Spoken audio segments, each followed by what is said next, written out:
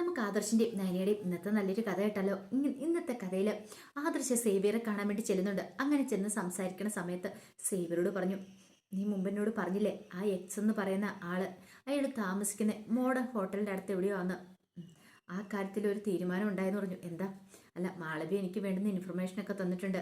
അയാൾ മോഡേൺ ഹോട്ടലിലാണോ സംശയിക്കുന്നത്? സംശയമുണ്ടെന്ന് പറഞ്ഞു. അങ്ങനെയാണെങ്കിൽ കാര്യങ്ങളൊക്കെ എളുപ്പമായില്ലെന്ന് ചോദിച്ചു. അതെ, കാര്യങ്ങളൊക്കെ കുറച്ചുകൂടി എളുപ്പമായി. പക്ഷെ അതുകൊണ്ടായില്ലോ, നന്ദുവിനെ വെച്ച് ഒരു അന്വേഷണമൊക്കെ നടത്തണം. നന്ദുവിനോട് പറഞ്ഞാൽ മതി, നന്ദു അന്വേഷിച്ചോളും. ബാക്കി ഡീറ്റെയിൽസും കാര്യങ്ങളൊക്കെ നന്ദു എടുത്തോളും.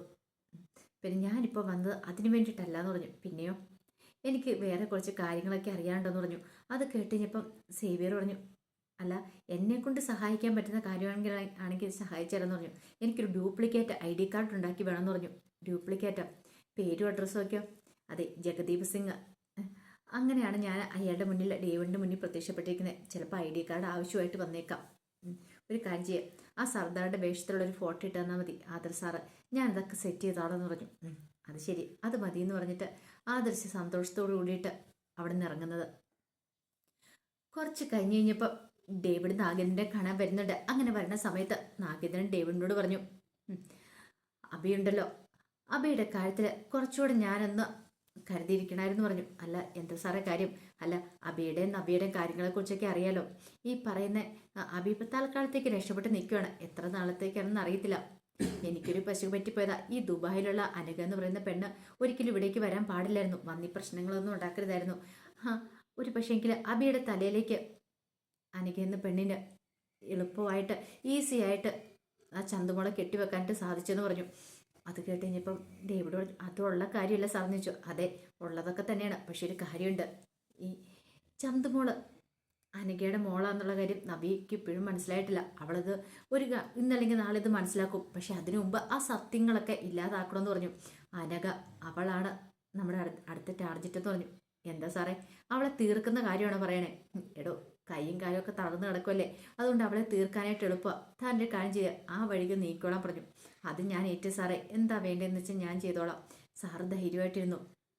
ഈ സമയത്ത് നാഗേന്ദ്രൻ പറഞ്ഞു, പിന്നെ അത് മാത്രമല്ല, അറിയാലോ വേറൊരുത്തിയും കൂടെ ഉണ്ടല്ലോ എന്ന് പറഞ്ഞു. ഡേവിഡ് പറഞ്ഞു, അത് ശരിയാ, അവള് ചന്തുമോള്. അങ്ങനെയാണെങ്കിൽ ചന്തുമോളെ ഇല്ലാതാക്കാന്ന് പറഞ്ഞാൽ എളുപ്പമുള്ള കാര്യമില്ല. അതൊക്കെ ഞാൻ നോക്കിക്കോളാം. എന്ത് വേണം ഏത് വേണമെന്നൊക്കെ എനിക്ക് നന്നായിട്ടറിയാം. ഇതങ്ങനെ വെറുതെ വിടാനായിട്ട് ഞാൻ ഉദ്ദേശിച്ചിട്ടില്ല എന്ന് നാഗേന്ദ്രൻ പറഞ്ഞു. കുറച്ച് കഴിഞ്ഞപ്പം ആദർശ് വേഷം മാറി മോഡേൺ ഹോട്ടലിലേക്ക് വരുവാണ്. അങ്ങനെ അവിടേക്ക് വരുന്ന സമയത്ത് ഡേവിഡ് അങ്ങോട്ട് ഇറങ്ങി വന്നു. ആദർശിനെ കണ്ടപ്പോൾ ചോദിച്ചു, ആഹാ, എന്താ സാർ ഇവിടെ എന്ന് ചോദിച്ചു. ആ സമയത്ത് ആദർശ് പറഞ്ഞു, അത് ഞാൻ ഇവിടുത്തെ ഫുഡ് കഴിക്കാൻ വേണ്ടി വന്ന, ഇവിടുത്തെ ഫുഡൊക്കെ എനിക്ക് ഭയങ്കര ഇഷ്ടമെന്ന് പറഞ്ഞു. അതെ, ഇവിടുത്തെ ഫുഡൊക്കെ ഫേമസ് ആണെന്ന് പറഞ്ഞു. അല്ല, സാറിൻ്റെ ഇവിടെ ഞാൻ ഇവിടെ ഇടയ്ക്ക് വരാറുണ്ടെന്ന് പറഞ്ഞു. ഓ, അപ്പം സാറ് ഇവിടെ ഇടയ്ക്ക് വരാറൊക്കെ ഉണ്ടല്ലോ എന്ന് ചോദിച്ചു. അതേന്ന് പറഞ്ഞു. ഈ സമയത്ത് ആദർശ് പറഞ്ഞു, ഞങ്ങളുടെ നാട്ടിലൊരു വലിയൊരു ഷോപ്പ് ഉദ്ഘാടനം നടത്താൻ പോവുക. അപ്പോൾ സാറിനെ വിളിക്കും, സാറ് വരണം. പിന്നെ അതോടൊപ്പം തന്നെ സാറിൻ്റെ കമ്പനിയിൽ പുതിയ ഡിസൈനറല്ലേ മാളവിക, അവരെയും കൂട്ടിക്കൊണ്ടു പോകണമെന്ന് പറഞ്ഞു. അത് കേട്ട് കഴിഞ്ഞപ്പം ഡേവിഡ് പറഞ്ഞു, അല്ല, ഞങ്ങളുടെ പരസ്യ മോഡലുണ്ട് നബിയ, അവരെ കൂട്ടിക്കൊണ്ട് വരട്ടെ എന്ന് ചോദിച്ചു. അവിടെ ഉദ്ഘാടനമൊക്കെ നടത്താൻ വരുന്ന വലിയ വലിയ ആൾക്കാരൊക്കെ ആയിരിക്കും, അതുകൊണ്ട് അതിൻ്റെ ആവശ്യമൊന്നുമില്ല, അവരുടെ ആവശ്യമൊന്നും എന്ന് പറഞ്ഞു. ശരി, അങ്ങനെ ആയിക്കോട്ടെ സാർ എന്നൊക്കെ പറഞ്ഞിട്ട് ഡേവിഡ് അങ്ങോട്ടേക്ക് പോവുകയാണ്. ഈ സമയത്ത് ആദർശ് റിസപ്ഷനിലേക്ക് നിന്നു. റിസപ്ഷനിൽ നിന്ന് പെൺകുട്ടിയോട് ചോദിച്ചു, റൂം ഒഴിവുണ്ടോ എന്ന് ചോദിച്ചു. നോക്കിയിട്ട് പറഞ്ഞു, ഉണ്ട് സാറേ. അല്ല, സീറ്റ് റൂം ഉണ്ടോയെന്ന് ചോദിച്ചു. അതെ, അങ്ങനത്തെ മുറികൾ ഇപ്പോൾ കുറവാന്ന് പറയണം. ഓ, അങ്ങനെയാണല്ലേ. അല്ല, ഇവിടെ ഡ്രിങ്ക്സൊക്കെ കിട്ടുമെന്ന് ചോദിച്ചു. അതൊന്നും കിട്ടത്തില്ല, പിന്നെ വാങ്ങിച്ചുകൊണ്ട് വന്നിട്ടുണ്ടെങ്കിൽ ഉപയോഗിക്കുന്നതിന് വിരോധമില്ലെന്ന് പറഞ്ഞു. ഓ, അങ്ങനെ ഞാൻ വെറുതെ ചോദിച്ചെന്നുള്ളൂ, ഞാനങ്ങനെ കുടിയന് അങ്ങനെയൊന്നുമല്ല, പക്ഷേ ഞാനങ്ങനെ ചോദിച്ചെന്ന് മാത്രമേ ഉള്ളൂ. ഓക്കെ, ശരി എന്നൊക്കെ ആ പെൺകുട്ടിയും പറയണം. ആദർശിന് സന്തോഷമായി. പെട്ടെന്ന് ആദർശം അങ്ങോട്ട് തിരിഞ്ഞിട്ട് വീണ്ടും വന്ന് ചോദിച്ചു, അല്ല, ഇപ്പോൾ ഇവിടുന്ന് ഡേവിഡ് സാറ് പോയിട്ടുണ്ടായിരുന്നല്ലോ, ഡേവിഡ് സാറുമായിട്ട് നല്ല പരിചയത്തിലല്ല എന്ന് ചോദിച്ചു. അതെന്ത് ചോദ്യാ സാറേ, ഡേവിഡ് സാർ ഇവിടെ ഇടയ്ക്ക് വരാറുണ്ട്. ഓ, ഇവിടെ തങ്ങാറുണ്ടോ എന്ന് ചോദിച്ചു. തങ്ങാറുണ്ട്. അല്ല, എൻ്റെ ഒരു ഫ്രണ്ടാണ് ഡേവിഡ് സാറേ, അതുകൊണ്ട് ഞാനങ്ങനെ സംസാരിച്ച് കഴിഞ്ഞപ്പം എനിക്ക് തോന്നി ഇവിടെ സ്ഥിരം കസ്റ്റമർ ആയിരിക്കുമെന്ന്, അതുകൊണ്ട് ചോദിച്ചാൽ. അതെ, സാർ ഇവിടുത്തെ സ്ഥിരം കസ്റ്റമറാന്ന് പറഞ്ഞു. ആ സമയത്ത് ആദർശിന് കുറച്ച് കാര്യങ്ങളൊക്കെ ഇതിനെക്കുറിച്ച് മനസ്സിലാവുകയും ചെയ്തു. പിന്നീട് അനക്ക താമസിച്ചിരുന്ന വീട്ടിലേക്ക് കുറച്ച് ഗുണ്ടകൾ അങ്ങോട്ട് ചെല്ലുവാണ്. അങ്ങനെ ചെന്ന് കഴിഞ്ഞപ്പോഴത്തേനും ഓമൻ ചേച്ചി ചോദിച്ചു, എന്താ കാര്യം എന്താന്നൊക്കെ ചോദിച്ചു. അവളെന്തേ ഇവിടെ ഒരുത്തി തളർന്ന് കിടക്കണമെന്നുണ്ടായിരുന്നല്ലോ, അവളെ കാണണമെന്ന് പറഞ്ഞു. അവളിവിടെ ഇല്ലയെന്ന് പറഞ്ഞു. അവളെ ആരൊക്കെയോ ചേർന്ന് തട്ടിക്കൊണ്ട് പോയെന്ന് പറഞ്ഞു. തട്ടിക്കൊണ്ട് പോയെന്നോ?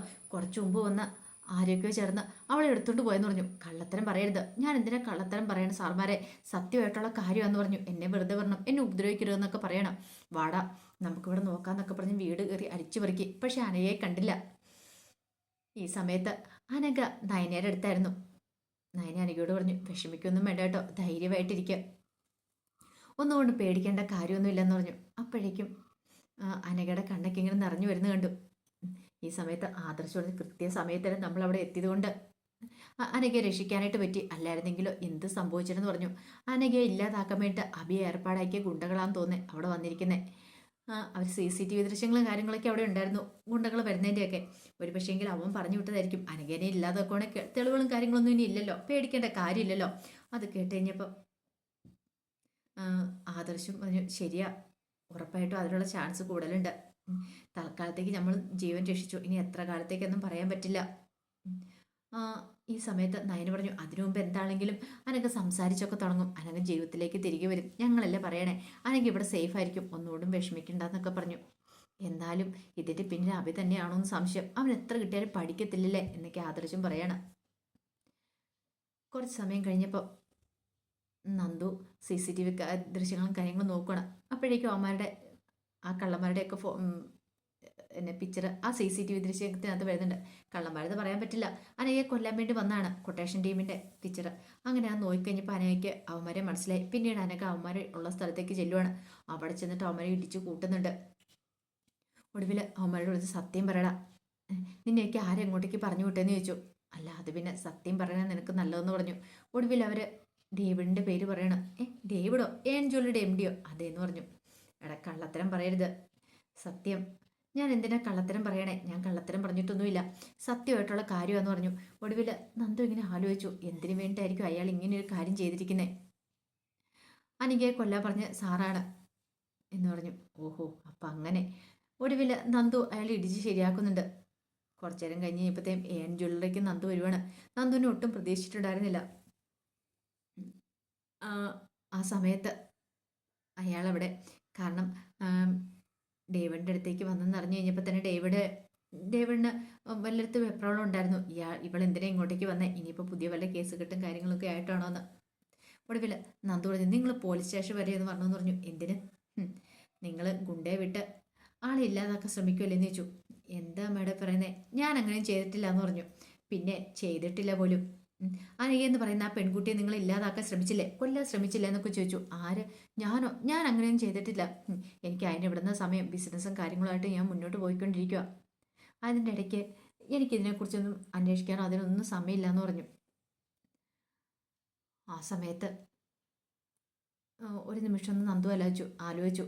അപ്പോഴേക്കും ഡേവിഡ് പറഞ്ഞു, എൻ്റെ പെണ്ണു മാഡം എന്നെ ഇപ്പുറത്ത് ഉപദ്രവിക്കരുത്, പോകാൻ നോക്കാൻ പറഞ്ഞു. അപ്പോഴാണ് നന്ദുവിൻ്റെ ഫോണിലേക്ക് ഒരു കോൾ വരുന്നത്. DGP ആണ് വിളിക്കുന്നത്. ശരി ശരി ശരി സാറെന്ന് അപ്പോഴും നന്ദു കോള് കട്ട് ചെയ്തു. നന്ദു കോള് കട്ട് ചെയ്തിട്ട് പറഞ്ഞു, അതെ ഇപ്പം രക്ഷപ്പെട്ടെന്ന് കരുതിക്കോ, പക്ഷെ എപ്പോഴും ഒന്നും രക്ഷപ്പെടാൻ പറ്റില്ല, അറിയാലോ. അതുകൊണ്ട് ആ കാര്യത്തിൽ നിങ്ങൾക്കൊരിതും വേണ്ട. കാരണം മോളിൽ നിന്നുള്ള സ്വാധീനം ഉണ്ടായിട്ടുണ്ടെങ്കിൽ നിങ്ങളെ വിടുമെന്ന് നിങ്ങൾക്കറിയാം, അതുകൊണ്ടല്ലേ നിങ്ങൾ സ്വാധീനിപ്പിച്ചതെന്ന് ചോദിച്ചു.